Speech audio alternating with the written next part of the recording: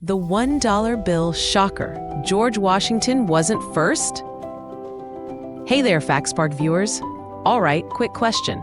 Who's on the $1 bill? Go on, say it. George Washington, right? The original, the first president. The guy who basically is American currency in most people's minds. You see his face everywhere, from your pocket to your piggy bank. But what if I told you that wasn't always the case? What if the very first $1 bill didn't feature good old George at all?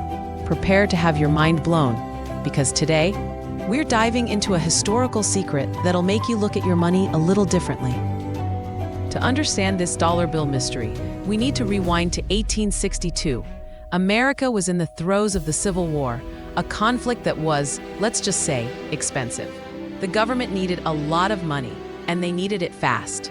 Before this, currency was a bit of a Wild West. State banks issued their own notes, but with the war raging, the federal government stepped in to issue its own paper money for the first time.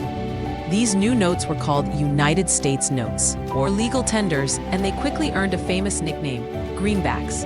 Why greenbacks? Well, because they were green. And here's the kicker. Initially, they weren't backed by gold or silver. Their value was simply backed by the government's promise. Pretty wild, right? So who was the lucky or unlucky, depending on your historical perspective, individual chosen to grace this brand new federal $1 bill in 1862? Was it a forgotten founding father? A war hero? Nope. It was none other than Salmon P. Chase. You heard that right.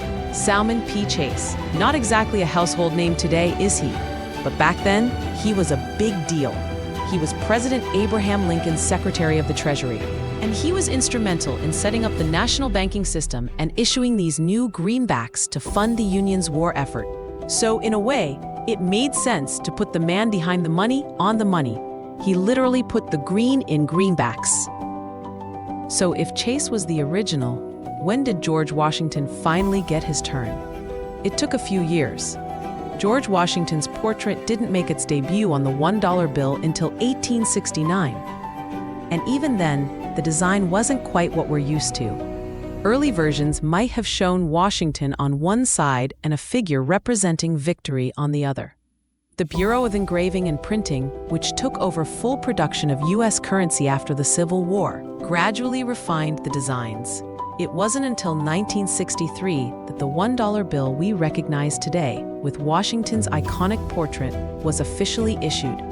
Talk about a long journey to fame. But wait, there's more. The dollar bill has even more secrets up its sleeve. For instance, the portrait of George Washington we see today is from Gilbert Stuart's Athenaeum portrait, painted in 1796. And here's the funny part. It's an unfinished work.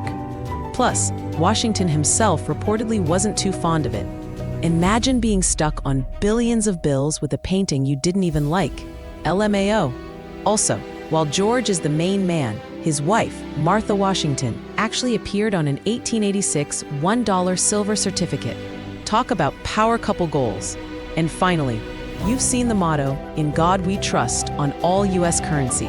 But it only started appearing on banknotes in 1957, following a 1955 law.